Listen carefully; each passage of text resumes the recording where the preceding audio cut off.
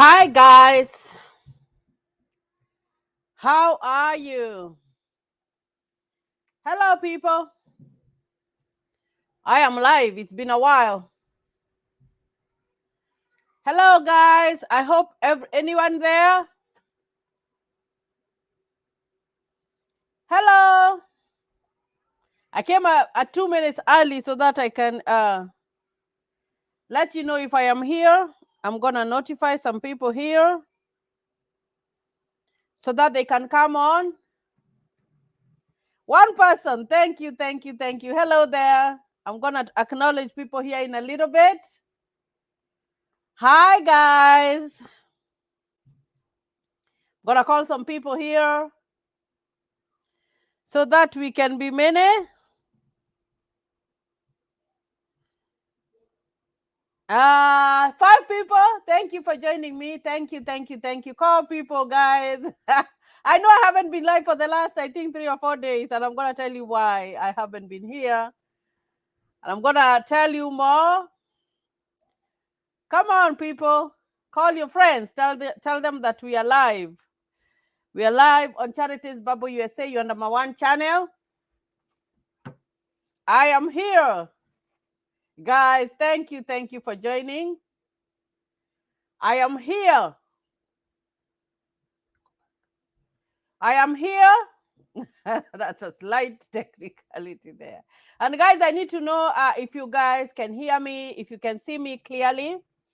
I need to know, people. Join me today on this live show. Thank you for joining. I started 2 minutes early so that you guys, I can give people time to come in and join me in this live show. Guys, I have missed you. I have missed doing my live show. I have really missed doing the live show. Hello, people. Share this video. Give it a thumbs up. Call your friends. I am waiting. I'm going to give it a little bit more time for people to come. Thank you. I can see that people are still coming. I'm going to acknowledge people here in a little bit. Thank you for always being there, guys. I really do appreciate you. I do appreciate you just for supporting this channel. You are awesome people. You are awesome. I'm trying to see if I can call some people here, some of my friends. I want to see if I can call some people.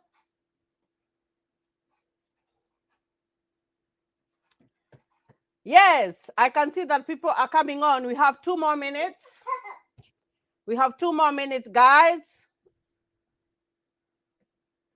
I have really missed doing my live shows. I have, and we're going to talk about it and see if we need to adjust the time so that I can be there, because I need to be there. Thank you for letting me know that I am loud and clear. Thank you for joining me. 2 more minutes, and we are going to start with this live show. I'm going to start by answering some questions. I have really missed you guys. I've really missed doing my live shows. I wasn't here for a little bit, but now I am here. I am here, guys. I am here, guys. There we go. I want to make my screen a little bit bigger there, smaller, so that I can share some stuff. And I need you guys to ask questions. I need you guys to ask questions because that's the only way that we can learn. That is why I come here for you guys. So that we can talk, we can have those conversations where you're having difficulty. 4 minutes, 25 seconds. So I am going to acknowledge people here, guys. You are awesome. Good morning here in America. It is 10:03 a.m. Here in the US. I think I should give it 1 more minute because it's not 10:04 yet, to see if more people are going to come in. And we are going to talk about issues, about questions. We are going to talk. We are going to have a conversation. So, guys, I need you to just give me 1 minute. Give me 1 minute.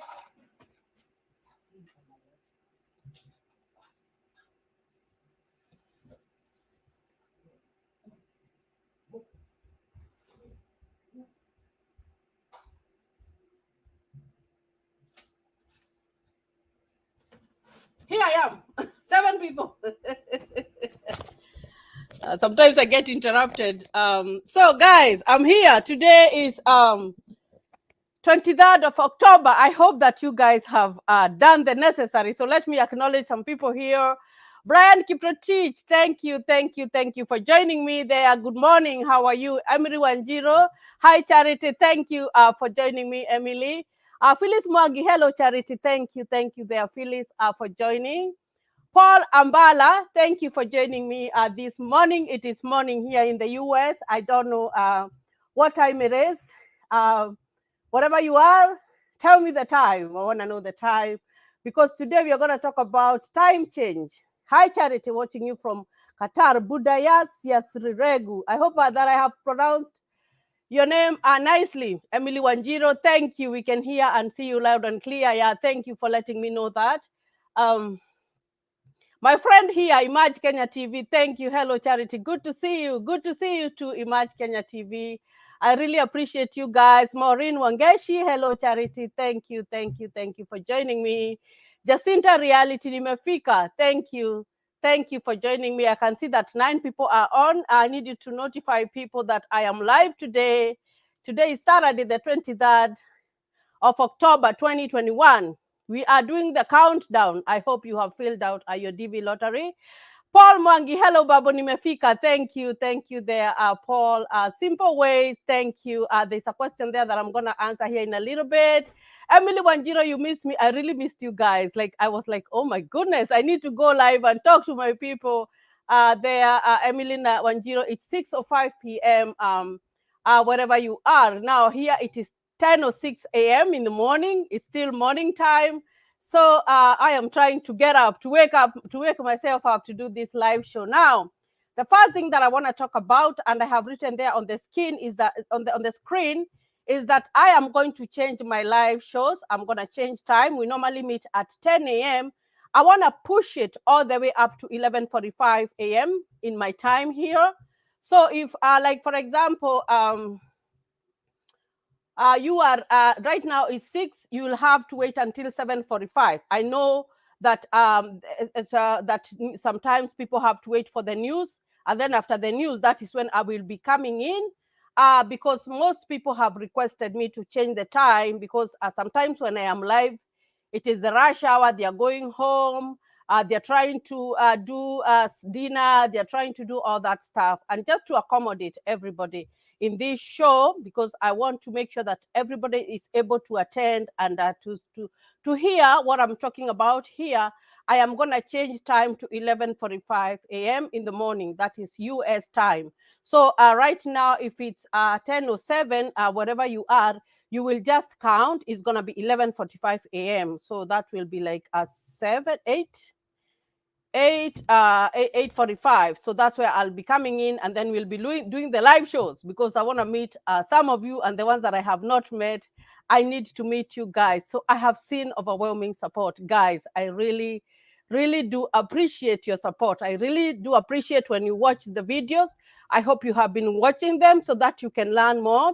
And of course, I expect questions for people to ask me questions, so that I am able to guide you, give you some guidance, give you some tips, so that you can navigate this journey, you know. And of course, like I said, that I was going to talk about other ways that you can come to the US. I posted a video about nurses, where they can do the application through an agency. I also did another video about how you can go and get a job in the sea, whereby you go with the sea in a cruise ship. And the people were having difficulty. They did not know, because like I said in my video, what you do is that you go to the website, and then when you go to the website, you do the application. But still, I was seeing that people were having a difficulty going to the website. So I'm going to do that. I'm going to show you the website where you can go and apply. And it's not only one that you can apply. You can just Google on your phone and say cruise ships. But I'm just going to show you one example, just to guide you on how you can do the application. Now, I remember when I talked about those kinds of jobs, is that you do the application online, and then you wait for a response. Now you can do the application, and maybe they do not reply. You are not supposed to give up. You're supposed to continue doing the application. And then what happens is that if you are picked, if the more you become persistent or consistent, they will see that this person has been applying many times. Let us give him a chance.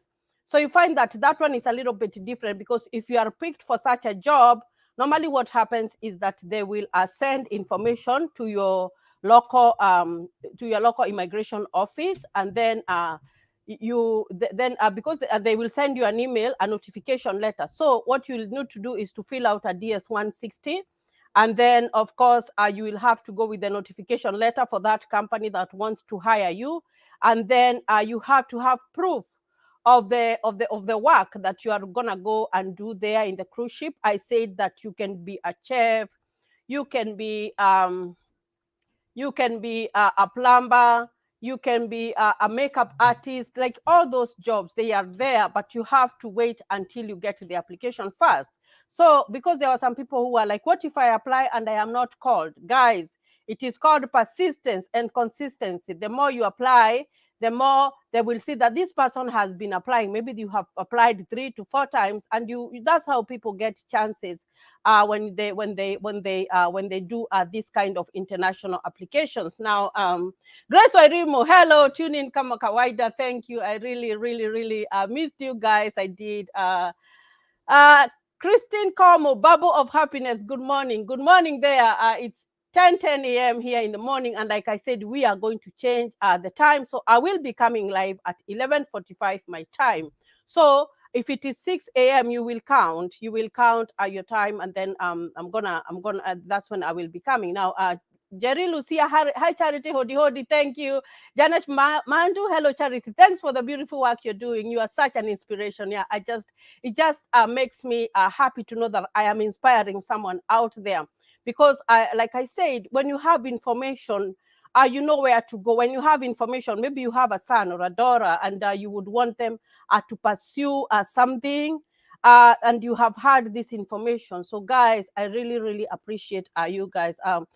Hey, Chacha, Carol Ziombo, thank you for joining me. Like I said, I am going to pin at the time here. I am going to change my live time to 11:45 a.m. and I'm going to repeat this one several times so that you guys can know that I will no longer be coming live at 10. I will be coming at 11:45 a.m. Now, let me show you that video that you watched about the cruise ship. I interviewed my friend there, and he was telling us about that kind of visa. So where do you want to go and look for a job? So let me first of all introduce myself for someone who is attending this live for the first time. My name is Charity Nganga, and Charities Bubble USA is your #1 channel. Here we talk about tips on how you guys can successfully come to the US. And you know what? I have another video that is gonna come.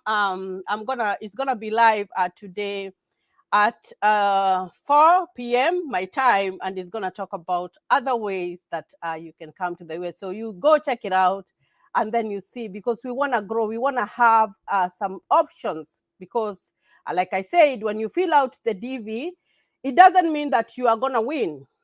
I told you guys I have to prepare you and tell you the reality is that a DV is a lottery, that if you are selected, well and good. What if you are not selected? Are there other ways that you can come and live here in the US? There are, and you can do the applications. Now, there's another thing that I wanted to mention, is that if you are trying to apply for other different visas, you find that there's a delay. And right now, most offices, most immigration offices are processing emergency visas. And this is due mainly due to COVID. Remember, the whole world had been shut down for a while because of COVID, and everybody is behind. And that's an expectation even for the immigration offices, for them to have a backlog. So most probably, if you went to look for a B1 or B2 visa, maybe you went to look for a student visa, it might not be as soon as you expect. But so you can go to the website of your local immigration offices and see what is the availability, because they always post the availability. But that doesn't mean that I will stop telling you about it. I will tell you about it and tell you the requirements that you need or what you need to do so that you can have that information. When you have that information, when the time comes and they are processing these kinds of visas, I'm talking about the visitors visa, I'm talking about the student visas, then you're good to go. Guys, you're good to go, because it's always good to be prepared with whatever that you want to do in your life. Now, so let me see if there's some more people who have come in. Hello, Babu Nimefika. Grace Warimo, I talked about Grace Warimo there, and yeah, it's all for our children. Guys, I tell you, like, when I came to the US, I didn't know whether I would go to school or whatever, but I always feel happy to know that my kids have a good future. And we all, when we come to this world and we become parents, we want to do what is best for our kids. And if we are, and even us ourselves, we want to do what is best for ourselves. And if trying these kinds of visas is what is going to land you in the US, then go for it. Try, because I told you, when you come here in the US, there is no discrimination, especially work. The funny thing is that if you are in a wheelchair, let's assume like a person is in a wheelchair and they do not have the ability to walk. Those people have jobs here. They are given jobs. There's a store that I normally go to buy my food stuff, and there's this person who works there, and he's on a wheelchair and he does a very good job. And you find that most of the countries where we are coming from, those people, some of them, they are hidden away and they are never given a chance in life. So that is one of the things, like, I really love like US, because they do not discriminate. You cannot discriminate against any other. So when you know about this information and you can come here and you are able even to go for an interview, because you find that maybe you applied for a student visa.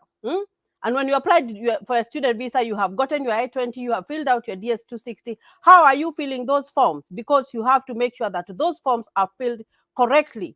And you can never leave any space blank. You cannot. Even if you don't know about it, you'd rather write N/A instead of leaving that space blank. Because if you do leave the space blank, you find that that's how they eliminate people. This form is incomplete.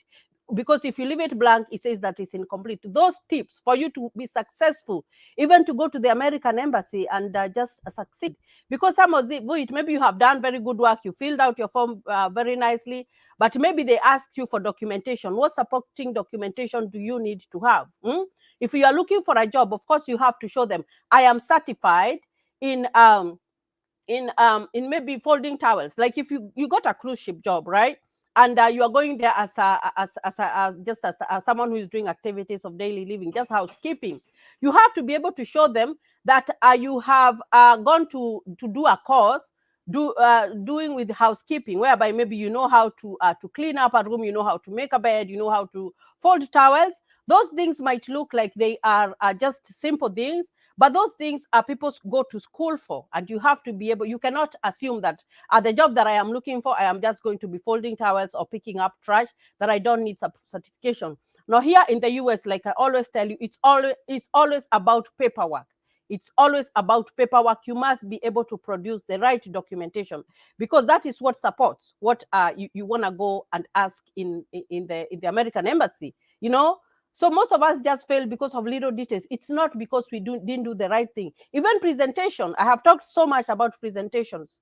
Now, the first impression that you present to an American, that is how they carry you. First impressions always last. They do last. So if you go when you're very professional, you are smiling, you are well dressed, do not wear a suit and a tie, and just, don't wear those kind, because that's not the kind of addressing that is like whatever. Here we normally wear business casual. That is just wear a clean shirt, and you don't have to wear like you're going, let's assume you're going for a wedding or you're going for a funeral, it's whereby you find that those people are in suits and they are in ties. Do not wear like that when you're going to an American embassy. Just wear business casual and be smiling. Do not show fear. You have to be able to look at all those people direct in the eye. So those are the things that you guys should be knowing. Even if you're trying to prepare your child to go to the American embassy, they should know these things. They should be able to have good communication skills. Public speaking, you have to be good on public speaking. Even in Kenya, when you're doing in business, or when you're in Africa, wherever, and you find that you have businesses, and there's this person who really talks, and this person really wants to know more about the customers. They're like, hello, how are you doing, whatever. You find that that person, they get more returns as compared to a person who doesn't talk. You know, I'm not saying that you should tell all your stuff, but at least you should be able to have that speech skill that you're able to put someone into, to engaged in a conversation. So those are the character, the traits that we should have when we are going to the American embassy. So there's a question here in a DV application form question number 8. I supposed to change the file name of the photo to my name, or just leave the way it is? So what file is that? Because like I said, when you take a photo, and I don't know if I'm able to answer this question correctly, but I'm going to try to my best. Now, when you take a photo, a DV photo, do not have them give you those little photos like they have printed them out and given to you. Do not do that. That when they give you that little photo, you will go and take a photo of that photo, and that is what you are going to submit. That is wrong. Don't do that. What you do is that when they take your photo, have them save it in your email to send it to you to your email address. And then when they send it to your email address, you are able to download it and save it. When you download something that is in your email address, you download, you save it, you give it a name. You can say, maybe if it's mine, I'll say charity photo. So you know where it is. So when you, and then I said, if it has a wrong background, there's that video that I posted whereby you go to that website, remove.bg, and then you remove the background. After you have removed the background, you will save that photo still in your computer or in your phone, because when you're doing the application, you are supposed to upload it. So it is not gonna be like a real copy, a paper copy. It's always gonna be saved in your computer from the time that it was taken. So I hope that we are clear on that. And guys, go watch that video about the photo. I posted a video there. It's a current one. I think it's one of the 4 ones. Like is the 4th one from above. Is the 4th one. So go watch that photo if you're having a difficulty, simple ways, and you will get it. But initially, when you take a photo, do not take a photo of a photo. We are not doing that, because when you take a photo of a photo, you change the weight of that photo. You change the weight, and you find that it becomes a wrong photo. So I hope that I have answered your question. Emily Awanjiro, you have missed me. Thank you. Susan Ogutu, good morning. Thank you. Thank you. Christine Kamau, Babu of Happiness, good morning. Thank you. Thank you for that. Grace Oirimo is tuned there. Janet Mound, hello Charity. Thanks. Your beautiful work you're doing. You are such an inspiration. Yeah. So I think I had read about the. Okay, I want to for applying this, because I want the best for my kids. Kenya's life is hard, and we want a good future. Yes, I talk to people in Kenya, guys. I do talk to people. And even when I left Kenya, I told you guys when I left Kenya, my son was 10 years old, and I have those kids who went to school with him. And it breaks my heart that they have finished high school and they still do not have anything to do. You know, some of them have been, their parents have struggled, they have paid these courses, and you find that after they are done, they do not have jobs. I told you guys, if your child comes here in the US, or if you come here with a DV lottery, when your child is in Form 2, and they are able to get a driver's license, it's restricted. It's restricted when they are 15 years old, but they can drive themselves from home to school. That way you don't have to drive them. They can get a job whereby after school, they can be going to work for only 2 hours. That gives them pocket money. That gives them money to fuel their car. You're teaching them to be responsible. You see what I mean? That gives them even money to pay for insurance. And I know Image Kenya TV, he's been here in the US. He can certify that what I'm saying is correct, because the children are nurtured when they're little. So that is why, guys, you might not win the DV lottery. And I have to say that here. You might not win it this year, but do not give up. I have seen people who are like, I have applied 10 times and I still did not get it. Maybe there was a certain mistake that you are making that you can acknowledge and correct it, but do not give up. If you don't get it on that time, then why not apply for the other ones? Why not apply for the one that we were talking about the cruise ship? Why not apply for a student visa? You know, And just try. If someone is having a graduation, we are going to have a graduations here in December, and someone is graduating, tell them to send you an invitation letter. It is not going to hurt. Go and try and tell them it's my friend or it's a relative that I am going for the graduation. I told you guys, graduations here, oh my goodness, those are very, very important. Even if someone is graduating from Form 4, that's a very, very important occasion.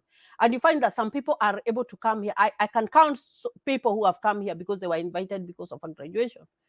And the hurdle is always to come to this side. When you are in this side, there are other ways. There are other ways that you can get help. You see what I mean? So guys, I do not want you to give up, because when May comes, I know some people will be discouraged. And I have to give you these conversations so that you can know what to expect. You can know the expectations. I'm not going to keep quiet and just say that because you filled your DV lottery, then you will win. No, it's a lottery. But that's why I'm giving you other options that you can do the application and succeed. Okay. Now, hi, Charity. Thanks for the good work. Please talk about low case number, high case number, and advantages of two compared. Now, if you have a low case number, there are so many factors that come in when you have won your DV lottery.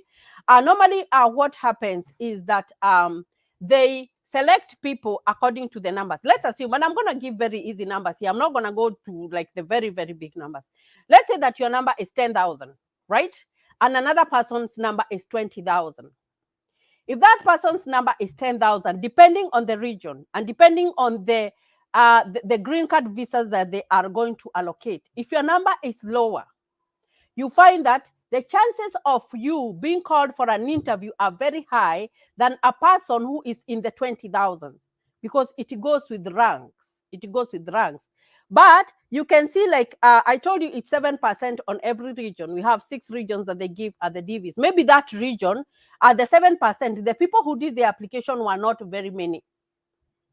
If they were not very many, then you find that out of that 55,000, because they have their share of 7%, maybe someone who has a high case number can be called for the interview faster, right? But if in your region, many people had applied for the DV lottery, you find that if your number is further back, it takes a longer time for you to get your visa interview.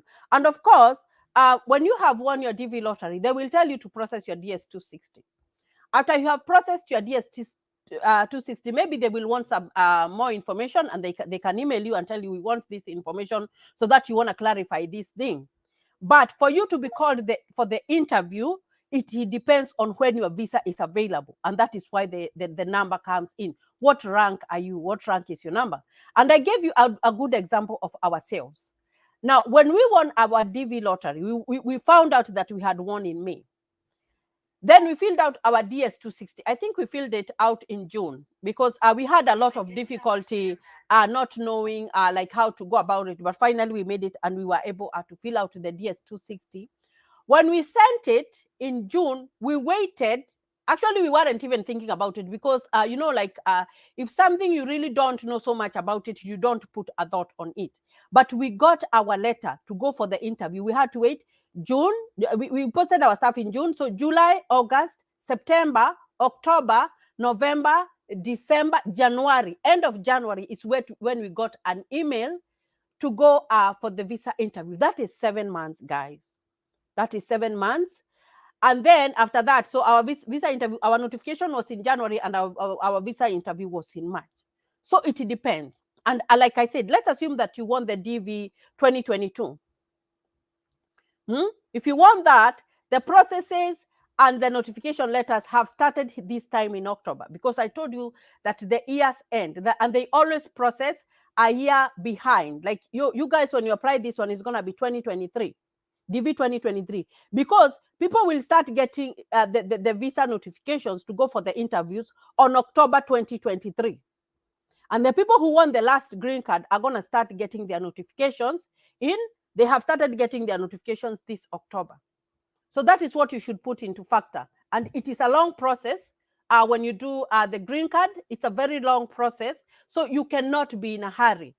You find that we got it in January. There is someone else who got it in September.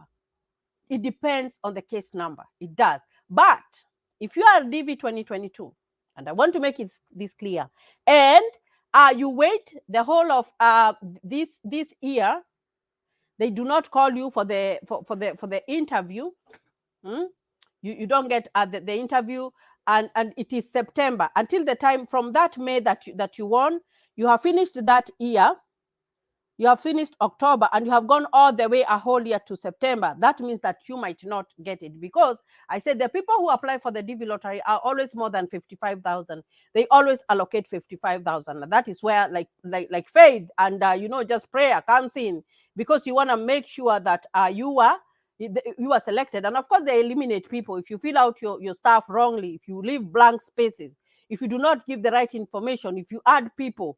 Those are factors that come in when you are whatever. But you guys, you should not be discouraged, but there's always an advantage. If your number is lower, I would say lower from 55,000, then your chances of being called to the US embassy are always higher. So I hope that I have answered that correctly. How do kids continue with education there? Will they check Kenya certificates? No, they don't.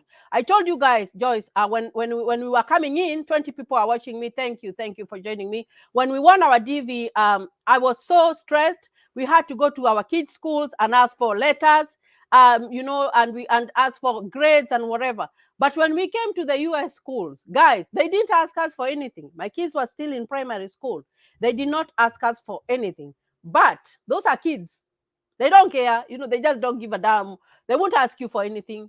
Because when I went, my son went to class 8, he was just enrolled direct. I did not give anything. I just told them he was in the 8th grade, and that was it. Now, my daughter, on the other hand, was in pre-K. They just went and picked her.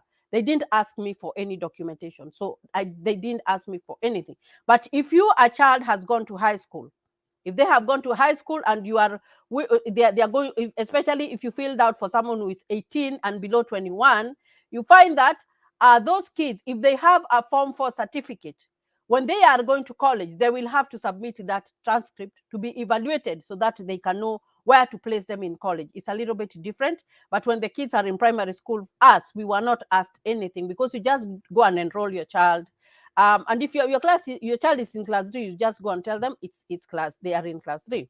Now, another thing you find that, and this one, I think I should let you know about this, is that let's assume that your child is 4 years old. And when they are 4 years old, you want them to go to kindergarten, and they will turn 5 years old on October 1st. Or they will turn 5 years old on September 1st or 2nd. You find that those kids cannot go to kindergarten, because unless a child is 5 years old by August 30th, that is when they can start going to kindergarten. But if they turn after August 30th, they cannot go. They are forced to stay the class that is lower, because every child here, before they go to kindergarten, they have to be 5 years old. And I had that problem because one of my kids turns after August. And by that time, she was just a few months away to be 5 years old, and she had to stay a class back. So you can see that happening a lot, whereby if your child does not turn 5 years old before August 30, and you are expecting them to go to kindergarten, those are the little ones, they will not go to kindergarten. They will stay in pre-K until they are 5 years old, because here they must be 5 years old when they are going to kindergarten. So that's something that you should know, because I was very frustrated, because I was like, why aren't they taking my child? She will still turn 5 years old in the year. No, they look at the years. And that is how, even the DV, if someone has not turned 21 years old when you're doing the application, then you will process for them even after they turn 21, and you're still on the process, because they do not age out. Those kids do not age out. Even if they turned 21, the next day after you applied for your DV, they will still come with you. So that's good. That's a good thing that you guys can know, especially if you have little kids and you're coming here to live in the US. No, I have a diploma in my early childhood education, and I have a certificate in housekeeping. What of this type of visa can I apply for to work in the US? Now, there's that video that I talked about. You can apply for a job. you can apply through that website. And I'm going to pull it up here in a little bit. So what was your case number? Joyce Irongo. Guys, I forgot my case number. This question has come up several times. I forgot my case number. That's something that, oh my gosh, I just forgot about it. Because actually, I would have seen it if I still have my green card, but I don't have my green card. When I went to do my application for citizenship, they took my green card. They take your green card, and then they give you this big, nice, beautiful certificate that you have become a US citizen, and then you apply for a passport. So you cease being a permanent resident, and then you have other documentations. Now, I don't know what my case number was, guys. I don't know. So I wish I did, but by that time I wasn't thinking that I would start a YouTube channel. So I don't know, unless I come across it somewhere. I can't remember what my case number was, guys. I'm sorry about that. Hello, Caro A. Daniel. Hello, I'm following. Now, at what age can you leave your kids in the house there in your state? Now, it doesn't matter whether it is a state. Now, if kids are below 12 years old, you cannot leave them in the house. You will be in trouble. And who is going to tell on you? Your neighbors are going to tell on you. And how will they know? Because you'll be like, how are my neighbors going to know that I am not in the house? You find that here, everybody has a car. You have a car, right? And most homes have cameras. They have cameras whereby, you'll just know what's going on out there. So if you leave and you leave your kids in the house, you find that the neighbors can tell on you. Even your own kids, your own kids will call 911 and they will say, our mommy left us home alone, and the police will come and show up in your house and break that door and get your kids. So unless they are 12 and above, that is when you can leave, and there is a time limit. If a child is 12 years old, you're only supposed to leave them in the house for 2 hours. And you are not supposed to leave them in the house babysitting the other kids. No, that's wrong. That's very, very wrong. There always has to be an adult in the house when you have those young ones.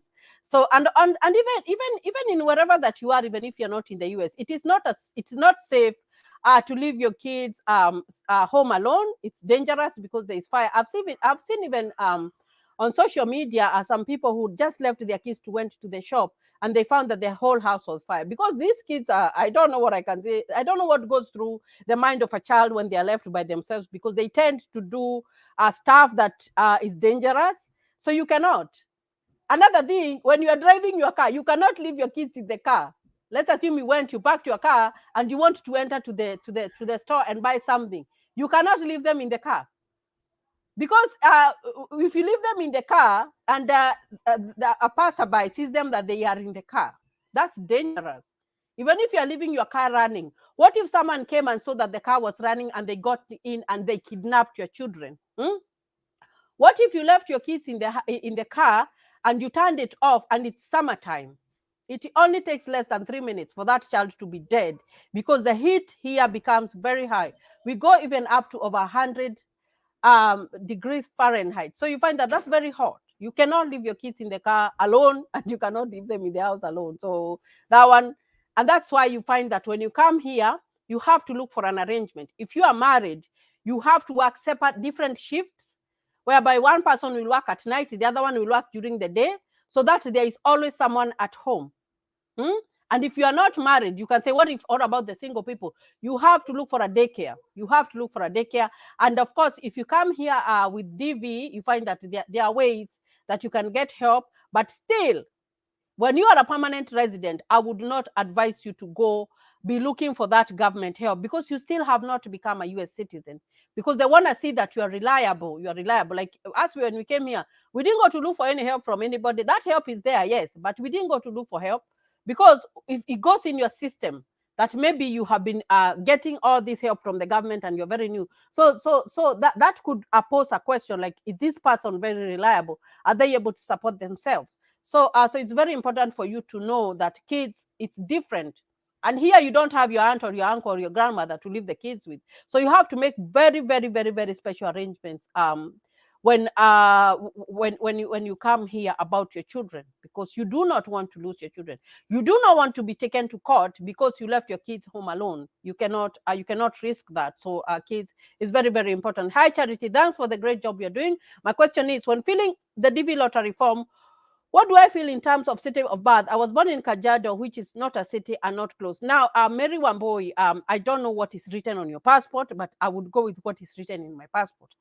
Now, if there is nothing on your passport, if there's nothing on your passport, then you can write what is on your birth certificate. Because like us, we wrote what was in our birth certificate, because at that time they were not asking for a passport. So when so your passport, what is written there, it should correspond with where you are born. But if it is not, then it's okay. Even if you write what's on your birth certificate, there is nothing wrong. That is where you are born, and you can prove it that that's where you are born.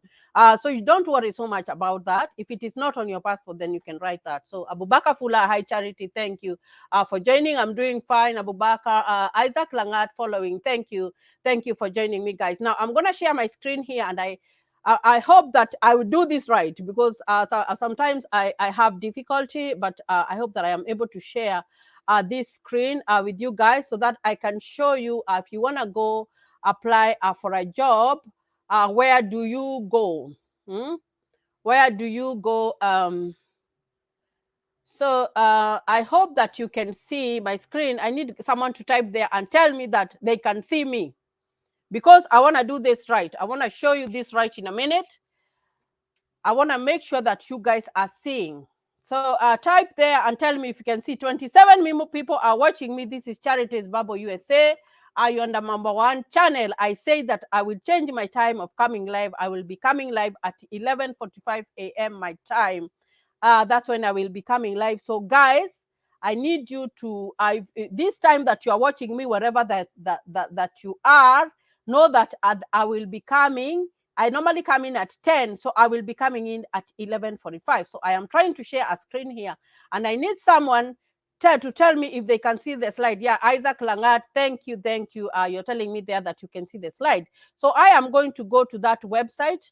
I hope that I have made it big, a full screen layout. So I am going to that website, and I am going to show you. So we have different kinds of cruises. That's a big ship there. That's a cruise ship. There's that video of mine that has a cruise ship like this one. Go watch that video, and then you come to these websites. Now, what I typed here, I typed the Norwegian cruise line. So I typed there. So what happens is that you will scroll all the way down. You scroll and scroll and scroll all the way down up to here. When you go here, you will come here, you will leave. This one is this is just an advertisement. This is what they have. This is the special that they have. And you will come to our company. This talks all about the company. Now, what you will do is that you will click here on careers. I have clicked there on the careers, and then you will come here. There are two categories. There is the corporate employment. This one is for managers, for HRs, and all those people who have degrees or whatever. But now, where you want to go, and even I know I'm talking to someone who is a manager and they want to apply, they can apply here. This is for the corporate. Corporate is that you work in the office. Now, shipboard employment. Now, this is where you want to go. So you will click learn more here. When you click learn more here, it's going to take you to another page. And here it says view opportunities. And here says create an account. First of all, you want to view an opportunity. So you will click on there. When you click on there, it's going to bring a drop down here. And then you can search for an own opening. Look at these people. Look at all these people. Now, like this one. This one is a bartender. This one is a bartender. They're just serving drinks in a bar. So you can come here and you can type, maybe you are a chef. Chef. And I hope you guys can see me. I will get out here in a minute, but I hope you guys can see me. And then you click there, and you see, when I have typed the word chef, there are some jobs that have showed up. 3 jobs matched to your search. So there is executive sales chief, chief tenant, and chief garden manager. Now, and then maybe I can type something else, maybe like a plumber. Let me see if there is a plumber. Plumber. Plumber. Not very fast in typing, but I get there. So a plumber. Now see, there's a job for a plumber there. And so you go, and this one is it's not the Norwegian. It's called this is another cruise ship, Oceania Cruises. So guys, that is what you do. Depending on what you are doing, go to that website and type. Go to that website and type, and whatever that you're doing, you'll see if they have that opening. When they have that opening, then you will go, you will create an account and you will apply. After you have done the application, then you will wait, and if it doesn't come up after some few weeks, then you will do another application. I told you guys not to give up in life. You can never give up in life. You can't. Some people have come from very far and they have struggled and they have had so many hurdles, but because they were persistent, they were able to make it. That's how I want you guys to be. You have to be able to persist and make it. So those are that's where you go. You type the name of that company: Norwegian Cruises, Oceania Cruises, Caribbean Cruises, all those. You go and apply. And I am looking forward to bringing someone who has come here through that job, and then we're gonna talk about it and see how they did that. So I hope that I have helped someone there to know where to go. So I talked about that question. So this one about whatever. So I told you to go and watch that video, and of course you can try the DV and see where you fall in. At what age? I talked about that one. So I talked about the city of birth. Hi, Charity, Isaac Langat. Yes, we can see your shared screen bubbles. Thank you for that. Yeah, I'm glad that I was able to show you that. Guys, I was having problems with my internet and I was getting very frustrated because all the time I was trying to pull up something or do something, it would just go away. But I got it fixed and I'm glad you guys are here. I hope you're giving my video a thumbs up and you have subscribed to my channel. I have seen overwhelming support. We are almost going to 2,500 subscribers, guys. I can't thank you enough. I always appreciate, even when you watch my videos. I really, really do appreciate. Okay, love you so much, Charities. Baba, you say that is just John Rorangwa. You encourage me so much. I had given up and caused me to try green card, meaning you are awesome. So thank you, guys. You guys are awesome. You are the best. You're the best. Hi, Charity. My friend is married to 2 wives. How is he supposed to fill the application? Like I said, if you are married to 2 wives, you can only choose 1 wife and fill out the application with only one.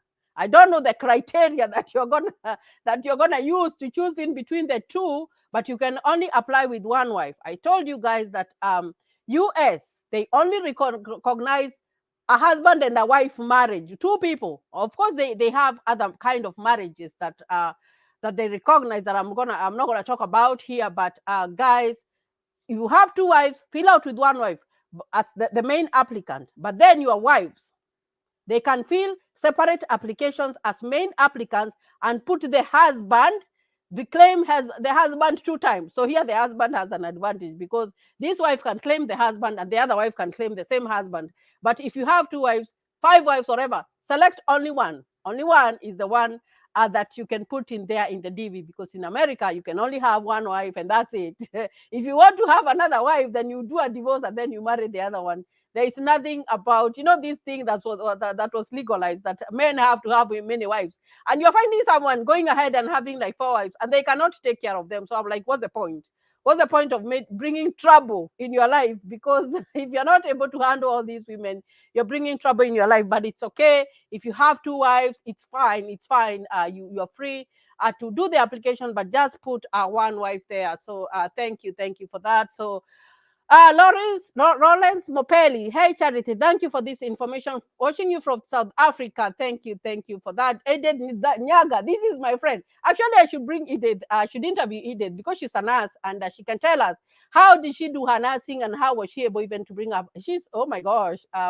She's gonna tell us about how she was able, even parenting here in the US, because I think that's an important thing to talk about in one of these shows. So Caro Daniel, we can see. Let me see if there is something else. Your videos are very informative. God bless you. Hi, Charity. If I win the lottery and come with my child, the question is, are there house managers like there in Kenya? Yes, there are. So many of them. There are so many agencies that you can have house managers. But you find that the job that you will get when you come here, because you have to start low. You always have to start low. Even if you come here as an RN, unless you had challenged the board exam and you had done it and passed, you find that you will start low. So you will not be able to hire a nanny because they are paid by the hour. So let's assume that you have come here and the job that you got, you are being paid like $12 an hour. That's just an average.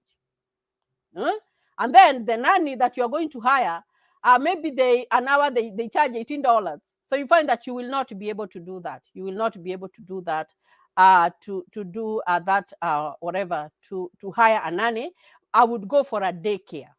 I would go for a daycare, because daycares, they are still expensive, but life has to go on. If you don't have anybody to watch your kids, you would choose for a daycare, and also you would talk to the people that you find, because especially your host could be a very resourceful person, whereby they can tell you, maybe you can go to this daycare. And also there are some people who do the work of babysitting in their homes, but they have to be licensed. If they have a license, because I told you guys, everything here you must have a license. If they are licensed to come and to do daycare, because normally before you get the license, there are some people who will be sent to your house to see if your house is safe for kids, if you have safety, you have put safety measures on your house. For example, you see some things like sockets. You see the wall sockets. You find that when you have little kids, even if you're not a babysitter, you have to look for some little things that look like lids, and you cover the sockets, because so that you can keep the kids away from danger. You find that if most houses have basements and their stairs, like where I do my shows, I do them in my basement. My kids are upstairs right now. There is a gate. There is a gate that we have put that separates the stairs. So that means that if the baby comes running from the hallway and they want to come downstairs, there is that hindrance. There is that gate. In the kitchen, the same thing. You have to put a gate when you have little ones, because your kids should not go to the kitchen, because they can go to the kitchen and get burnt. So those are some of the things that they look at before they give you a license to become a babysitter. So you can have those people, they are there. So your host will be very resourceful in telling you, this is where you can take your child to a babysitter, and you'd be good to go. So do not worry. But well, a house manager, it's expensive to hire a nanny. It's not like, like for example in Kenya, you are able to hire a nanny, a maid, whatever, or a house manager. Even you can hire 2 or 3. I know there are some people who hire 2 or 3 and they're able to pay them. Now here it's different, because people are paid hourly, and that's a career that people are doing. And you find that when they come to your house, they have all uniforms and all that stuff. So your host will be very, very resourceful, and of course you're going to know people. It's good when you have come to live here, you establish yourself with the church. You establish yourself with the church. In church you meet people, and you talk about, you're joined together in the same faith, but you still can get help from those people, because they have lived here for a longer time and they know better. So you won't get lost. But it's hard. It's very expensive for you to hire a house manager. Okay. When filling the DV lottery, which is the best to use? Birth certificate details, passport details, e.g. for details like names, use what's in your passport. Hi Charity, keep updating us. Now I'm feeling like I know the whole of America. I told you guys, by the time that you stay with me here and keep on just hanging on in there, you will know so much stuff about living here. Even if you are coming here, you will know where to go and what to do, because with information, you get to know a lot. And us, normally what I say is that we learned the hard way, because we had to go look for information for ourselves.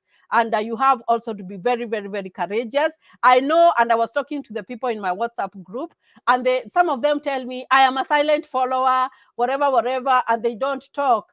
Now, guys, when you come here in the US, you have to be able to speak up for yourself, stand up for yourself. You have to be able to. Otherwise, if you are not able to stand up for yourself, so many things could go wrong if you're not able. Because I know the African way of life, the African culture of life, you find that even if it's a meeting for 50 people, it's only one person who will speak. And all the other people are relying on that person, maybe to speak and maybe pinpoint whatever they have in their mind. No, it's not like that. You have to be able to speak up. There is no wrong question, as so long as it is not an offensive question that you are asking here, or it's something that is inappropriate. There is no wrong question. You're free to ask any question that you want to ask, guys. So yeah, so that's very good. These videos make one feel like you're in America already. I'm just crossing my fingers to fly in the US, God willing. I just wish you all the best, Grace Wairimu, for that. This Mwarabu work, I missed long time, but I'm here at last. Thank you, Jackie, for joining me there. So I want to look at, I have a few minutes, guys. And like I said, I will change the time. Guys, we are changing the time. I will not be coming here at 10 a.m. I will be coming here at 11:45 a.m. So that is 1 hour 45 minutes ahead of this time. So wherever you are, I need you to be able to join me at that. And that's what I will do on Monday. I will wait until 11:45 is when I will come live. So I want to look at this WhatsApp group and see if there are any questions that they have asked me.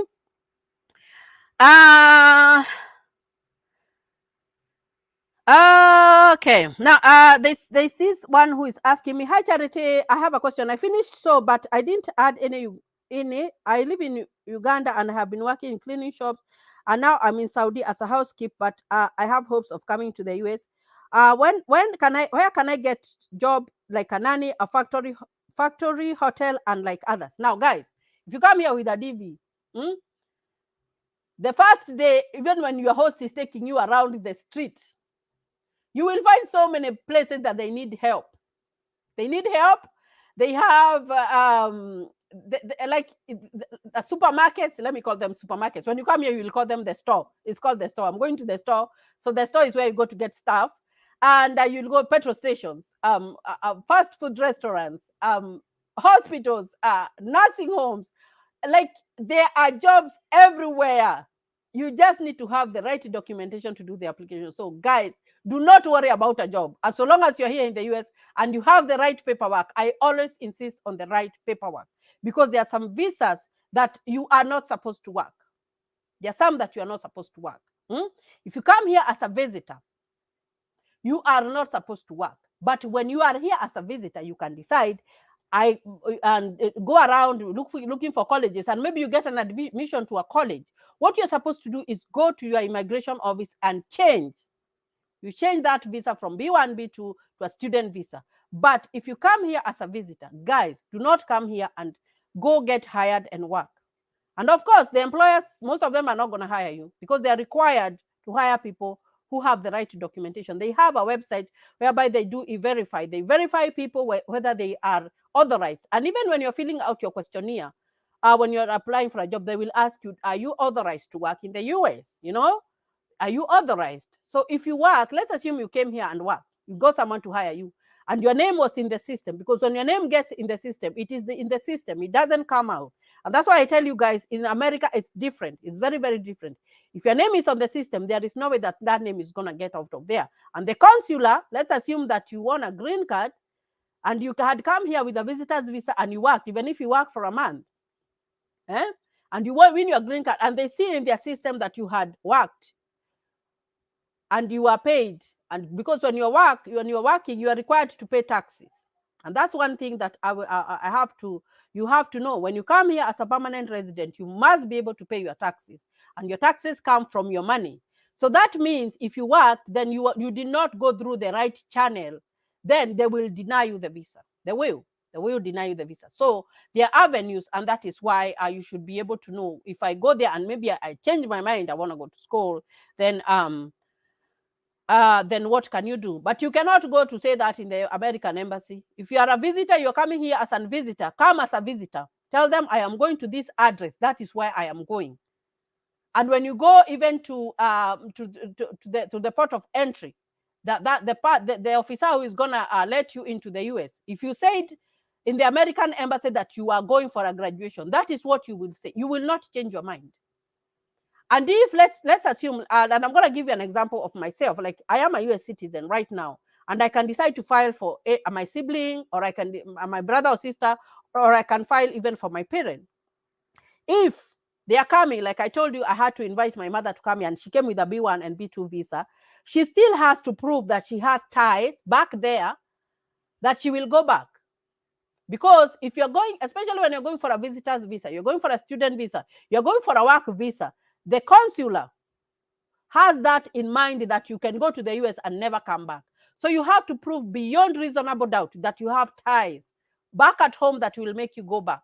That's where family comes in. That's where houses, homes come in. That's where your land comes in. You have to be able to prove to them that you will come back. And that's where most people fail, because they are not able to answer that question correctly. You have to show them that you will be able to go back home. That's a hurdle. You have to prove beyond reasonable doubt. So you have to tell them, I'm married, I have kids, and I have to go back to them. I have my parents, I have to go back to them. I have some land, I have a business, I have to go back to. I have a job, you know, because if you are being invited here to come for a graduation, that means that you have a job. So you'll say, I have a job that I have to go back to, and this is the documentation. I have asked for a leave for this amount of time, and then this is the only time that I'm going to stay in the US, and then I have to go back to my job. It's not hard, but you have to prove it, because if you're not able to prove that, then they won't give you the visa, because they always have, they always know. I think it's like their mind is trained to know that someone, when they get that visa, they won't go back. So you have to be able to prove that. Because those are tricky. It's not like a DV. It's not like a DV lottery, because a DV lottery is called an immigrant visa. They know that when you go to the US, you'll permanently live there. You are a legal permanent resident. But when you are a visitor, when you are when you have all these other kinds of visas, then you have to be able to prove, guys. And like I said, I want to say here is that I've received so many messages, people, about people who are telling me, get me this kind of visa, get me this kind of visa. Guys, I don't work for immigration. I don't. I come here to share my personal story and to give you tips on how you can succeed to come to the US. But I am not able to get you a B1 visa. I am not able to get you a visa, whatever, a student visa. I can tell you the guideline on how you can apply, show you the path. That's what I do. But I am not able. I know there was this guy who he has been writing to me all the time that I have to get him a visa or whatever, but I am not able to do that. But I am guiding you guys because I came here, like I told you, with a DV, and that is how I am here. And I am a US citizen, so I can talk about it and tell you how did I go about it. If you have a problem, then you can learn from me. So that's what I do. So guys, so if for those people who have been asking me to get them a visa, I am not able to. The only thing I can do when I graduate, I'm going back to school. I told you guys I'm going back to school. When I graduate, I can send someone an invitation, but that's upon you. You have to go and prove beyond reasonable doubt that after you come from the graduation, then you will go back there. You know, you will. That's the ways. Look for people who are graduating. Tell them to send you those invitations. It's not hard. If you are a student and you're graduating and you go to the dean and you tell them, I want to invite people from home. You need your family, you need your friends. They won't have a problem to give you that invitation letter to send to people. They are able to. So those are the things. So if you know someone, you can use that way. If someone, your relative, is having a wedding, they can invite you as a family member to come and attend the wedding. Those things happen. And then you can come and do the wedding. So so guys, I need you to get that. Now let me see. So there's this one. I said that you can go by yourself after you win the DV, and you come back for your family, but it has to be within 6 months. So I've read about that one, about the Uganda person. Let me see. Now, I said, if you're a customary married, there's this question that was asked by Joyce. If you're customary married and you don't have a certificate, you can get married, and that's what we did. We were married, yes, but you didn't have a certificate. And most people do not have it. Because, you know, there's that process that you have to go with your parents before they give you consent to get married and get a marriage certificate. That happens. Now, I was one of them. I didn't have a marriage certificate, guys. And we won the green card. So after we won, we went and legalized our marriage to get the marriage certificate. So if you don't have it right now, it's okay. When you check and you see that you have been selected, go legalize your marriage. But if you have a boyfriend and you did not include them in your first application, and you want to include them because you have won, do not do that, because they will disqualify you. They will disqualify you. Now, if you did your application and you want to get married January, February, March, April, you can get married and you can add that spouse later. But you have to prove beyond reasonable doubt that that is your husband or that is your wife. You have to be able to prove. And normally the kind of proof that they can ask you is maybe some photos that you have taken together, maybe like a house you live together, maybe you have a joint bank account. You know, most couples have joint bank accounts, so they will still ask for more additional information. But the worst is when you check and you see that you have won, and then you want to add your spouse. Now that's trouble. That's trouble. Or maybe you see that you have won and you have not included your wife and kids, and now you want to add them. and you did not add them in your first application, now that's going to bring you a lot of trouble. So you should not do that. Now let me see. Most of this is there are some people who are asking about the ticket. Now the ticket comes in as the final thing after you have gotten your visa, and you have received it, and you have received the envelope that I said that you guys should not open. That envelope that they give you after you have been given the visa from the US Embassy to come here as a permanent resident, it should not be opened. It should be carried in your bag, not in your luggage, in your bag, your traveling bag, that the one that you go in the plane, you should take in the plane, you take care of it. That's what you will give the immigration officer at the port of entry. Okay, guys. Now, there's another thing that I wanted to talk about. Let's assume that you're coming here on a B1, B2 visa, and you go at the port of entry. Beware of what is in this phone. Beware of what is in this phone, because you find that maybe you say that you are going to Wichita. You had been invited by charity, so you are going to be to that's what you said in the American embassy, that you went to Wichita, but that is not where you want to go. Maybe you want to go to California to another person, and you have been conversating, you have been texting, you have been calling that person, and you have been telling them, oh, whatever, they will tell you where they will meet you. So you find that sometimes if that immigration officer suspects anything, they can ask you for your phone, and they see, oh, you had said that you're going to Wichita, but you're going to California. They are not going to give it to let you enter. And that is why you find that someone boarded a plane, they came all the way to the US, and they were told to go back. It's because of those change of minds. So you have to be aware of whatever, or especially if something happens and you are detained, or if something happens and they want to know more information, because it's their country. This is our country, and that they have to be sure that whatever you said is the truth. So you have to be aware on even what you have, even on something like your phone, because if in case the immigration officer asks you for it, are you going to that place? Because there are some people who change their mind. There are some people who change their mind, and that is why I told you guys, you have to learn to be truthful, especially when you come here in the US. You have to tell the truth. There are no those shortcuts. If it's the truth, it's the truth. Now let me look at the YouTube channel. I'm almost done here, guys, and I'm gonna look at some questions in YouTube. No. Let me see. Oh, so there's this one who said, I want to thank you for helping me fix my credit.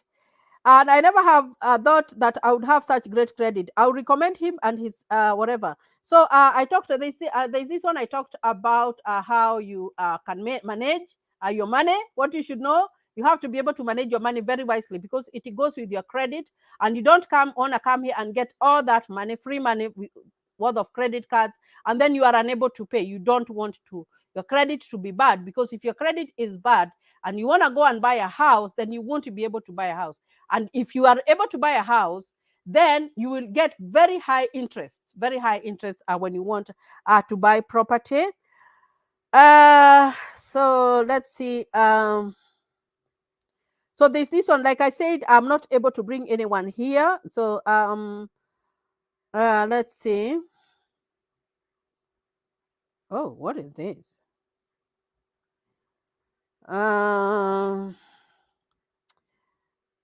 Let me look for a good question.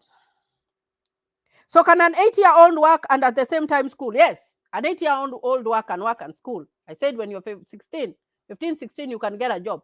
You can get a job at McDonald's, a restaurant, and you work. And you're able to get wages there for you, whatever. Let's see if I have another question here. Oh, I don't see any more questions. I do not see. So I'm from Zambia. How can I apply? Now the DV. So I've talked about the application online. I've showed you an example of how to do the application. And the charities bubble. Which are the supporting documents? I don't know. Now, what are supporting documents? Let's assume that you use a temporary visa. Let's assume that you use your name was wrong, written wrongly in your passport, in your birth certificate, or whatever. Supporting document is an affidavit. Now, if you are getting another passport, you had a temporary passport, or you had an expired passport that you need to get a new one, like you applied. I said when you're applying the passport has to be current, but you want to change it because it's expiring in 3 months. The supporting documents is you have done the application. You will fill out a form to do the application, right? So that is a supporting documentation. They will give you a receipt after you pay money. That is a supporting documentation. You have that passport that is expired, or that temporary passport. That is supporting documentation. Why is it supporting documentation? Because it backs up this new passport that you're having here. It says they had an old passport. They used this process to apply for a new one. These are the receipts, or these are the notifications, and this is maybe the tracking number, and then this is the new passport. That is what I mean by supporting documents. That is what I mean by supporting documents. But when it comes to a name, a wrong name, that one you have to have an affidavit. And I told you guys that my name was wrong. My name was not spelled right. So my certificates had a different name, and my passport, my ID had a different name. And so my passport was still written wrong because I didn't have a chance to change my ID, my Kenyan ID. I never had a chance to change that. So it was written wrong. So what I did, I went and got an affidavit because my ID and my passport had a wrong name. Like my certificates had a right name. So the the affidavit was saying that these certificates and this ID, and this passport belong to me. They're mine. So guys, that is what I mean by supporting documentation. There's someone there who is asking for my WhatsApp group link. I'm gonna send that. The cruise ship job links. Now, I told you guys, I need you to go and watch that video and hear the names of those cruises, or just go and Google types of cruises, or you just write cruises, international cruises. They will come up in your computer. Now, I have shown you that when you scroll on that company, if it is the Norwegian cruise, or if it is the Oceania or the Caribbean, you will go all the way to the down part of that page, and you will look at the place called careers. And that is where you will find the information about the application. You will type what you do, and then you will see if that job is available, and you will apply online. Now, this other one says, congratulations, I started following you when you were that. Is it true that cropped photos and those in that background have been changed and disqualified? Now, when you are changing a background, I told you there is that website remove.bg. That photo has to be right. It has to follow the guidelines of what they want for the DV lottery photo. What you are doing is just changing the background. Changing the background does not alter that photo in any way. It doesn't alter it, because in the beginning you had followed all the instructions, and we have a video for that.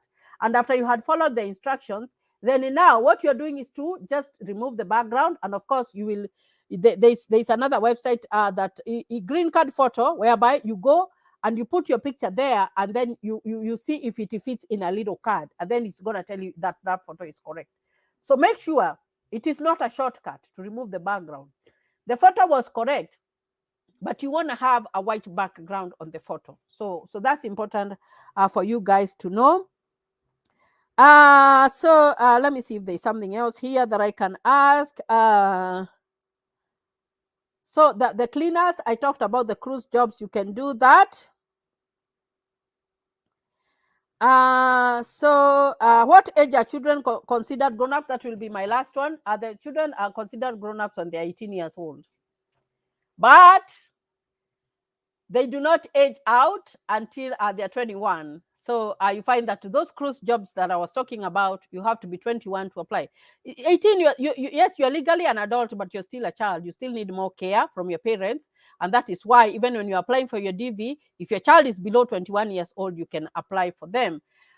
Okay, now let me see if there is something that I haven't answered here, guys. Okay. Oh, yeah, so that one I had answered. David Dashner, hello, how are you? I haven't seen you in a while. There, great job. Christine Jockey following. Janet Wanjiro following. Joyce Kawera, hi, tuned in as usual. Jacqueline Koi, hi, Charity.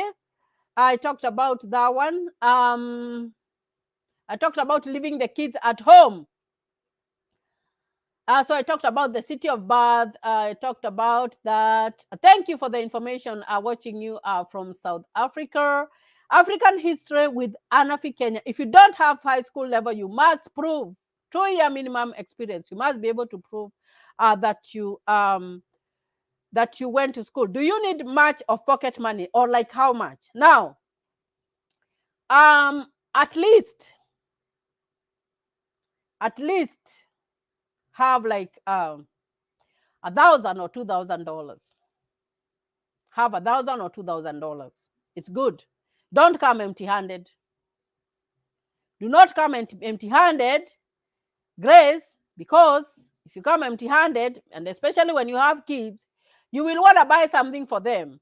You know, you will want to, even when you are at your host, you will want to chip in. And I said, before you talk to your host, you have to have a conversation of the living arrangement, because the host might be able to tell you, I am going to host you free of charge.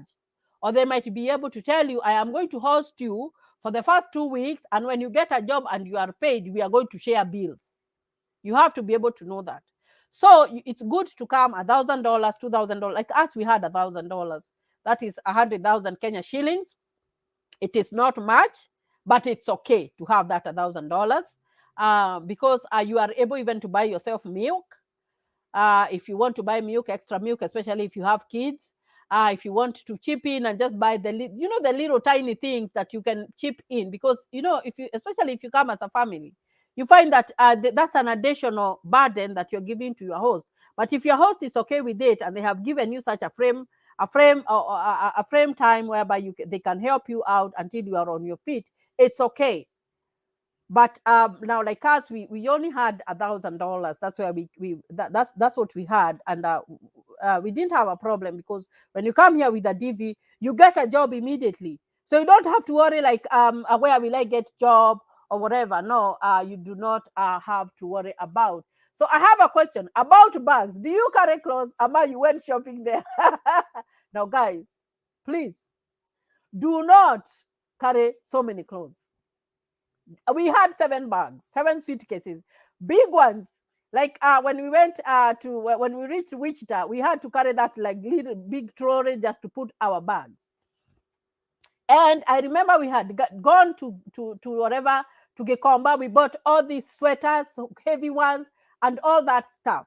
But let me tell you, 6 months down the line, we had to give out those clothes, because some of them are not appropriate, because when it becomes too cold and you have bought that sweater or whatever back there, when you come here, you find that you're still feeling cold, because something like winter, the clothes are designed in a different way that you're warm.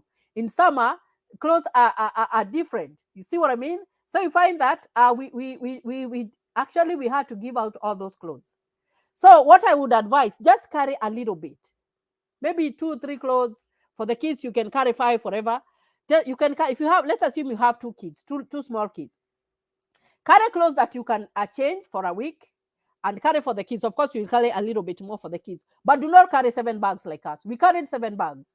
Like, it doesn't make sense. Why are you carrying all those clothes? Because when you come here, like and I remember even people coming to see us, they just gave us clothes. I remember there was this guy who just gave me the bag of clothes, and then I was like, what was the point of even us carrying clothes to come here in the US? So don't carry a lot of clothes. But if you have those nice African attires that you want to carry, it's okay, because it comes even to not much. Because like now, when I go to work, you don't have to dress up to go to work. There is uniform, there is scrubs that you go with to work. So you'll find that the dresses, all those nice dresses that you have, maybe you will be using them in the Sunday, or for Sunday to go to church, or maybe I don't know what I can tell you guys, but don't carry so many clothes. Don't carry all those bags. They are necessary. And then there are stores here that you can go to buy clothes that are cheap. For me, I don't mind. I can even go to some place like Goodwill, and if I get something good there, I go and buy. I know there are some Americans who have come here and they are offended. They are like, do you even go to Goodwill now? Goodwill is fine, because for me, I see it like this. If in Kenya I was buying clothes in the street, then I can go there and buy clothes, because those clothes, what has happened is like someone has worn, like there's maybe this dress of mine, I've worn it and I don't want it anymore. It's not that it's torn or it's bad. and I go and donate it. I give it out, and that is where you find that those stores, they sell those clothes. But you find that because I talk what I have had people telling me, it's like, why do you go there? You can't go to buy your stuff there. No, I normally go there. So there are those cheap stores that you can go and buy clothes.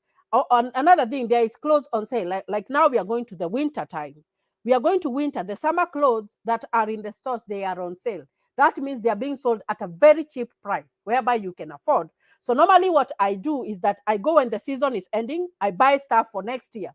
You see what I mean? Because you here in US, you have to keep up with the times. You have to keep up with what's going on. So you find that this stuff is in season for this year, and next year there's gonna be different stuff. So don't carry a lot of clothes. Do not. We ended up like just getting rid of so many clothes and even getting tired, and the stress of those bags, and when you are traveling to a new country, you have that anxiety. You don't know what to expect, so you're thinking about so many bags that you have carried that are unnecessary. This is the country of plenty, so don't carry all those like bags. Just carry moderate and you'll be fine. Now, kindly clarify the difference between high school degree and high school no degree. High school degree is when you have gone up to high school and gotten the certificate. High school no degree is you went to high school, yes, but you dropped out. You dropped out in Form 2, in Form 3, you did not do your exam, so you don't have the transcript. So that is the difference between that. So like me, some contract is ending in 2023 March. I'm in Saudi Arabia. Help me. What's the right time to apply? Now, if you want to apply for the DV, it doesn't matter what time is ending in Saudi Arabia, because when you win your DV, when you apply and you win it, then you will go home and process it, because you have won. You have won. You have won. You have won the green card. You will go home, process it with your family, and then you will come and live in the US. Okay. But you can be able to fill out your DS-260 when you're still in Saudi Arabia. You can be able to do all that information, send all the documents that they want, and then you come back when you have received the notification to go for your interview. When you have that whatever, then you come, because you have to come. They will tell you the embassy that you will go to, so you can ask for permission from your employer to come, and then you come, you go to the embassy. When you get your visa, then you can quit your job, because I told you guys that you cannot quit your job before you get your visa to come and whatever. So clothes, I said you don't carry a lot of clothes. Don't carry a lot of clothes. So kindly clarify that. Lisa Mohaki understood. Thank you for that. Charlotte, is there a WhatsApp group? There is a WhatsApp group, and after I go whatever, I don't like messing so much with this computer of mine, because it just throws me off. So I'm gonna put in my first comment on this video, I'm gonna go put the WhatsApp link, so you can go there and ask me questions, and I try all my best to answer your questions there in the WhatsApp as I go. So guys, it's been awesome. It's been awesome to have you guys. 25 people are watching me there, and if you haven't given this video a thumbs up, guys, give my video a thumbs up. If you haven't subscribe to my channel. Call your friends to come and join us so that we can talk about this journey. It's an awesome journey. And guys, next year there will be people who will come to the US next year, but one I know who will win the DV that they just applied. And I will be so happy to see those people that at least I've touched someone's life. I've touched someone's life and just help them to make the process easy when they're coming here to the US. So guys, I will be live on Monday at 11:45 a.m. my time. 11:45 a.m. my time. So come, all of you, bring your friends and bring anybody. So I just wish you to have a good night wherever you are, a good day wherever you are. It's daytime for me. It's almost 11:30 right now. It's 11:22. So until next time, God bless you and stay safe.